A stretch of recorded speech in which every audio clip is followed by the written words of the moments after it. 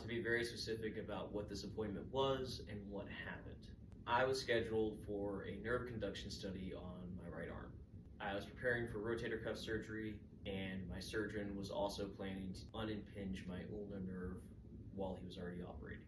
This was a brief, highly specific test. The technician had already completed most of the workup before the doctor came in.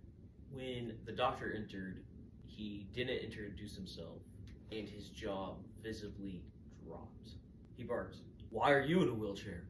This is after I had already completed my full medical history for an appointment that really didn't require it.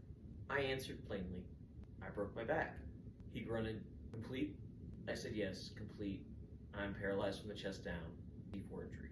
He continued the test, occasionally barking more questions. "No sensation? No control?" I answered each one. I remained polite. And what stands out to me now is what he didn't ask. He didn't ask about any other neurological history.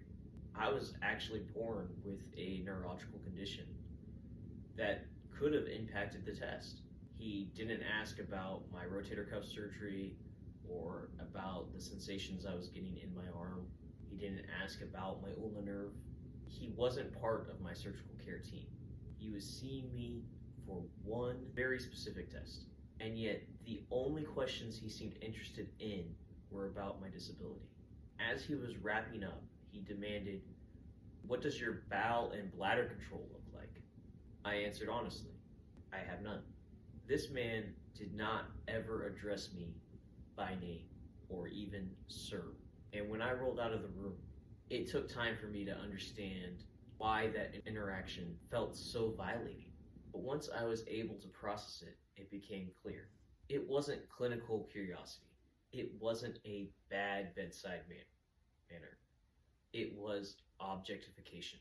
In the next video, I want to talk about why interactions like this stay with disabled patients and how they change the way we seek care.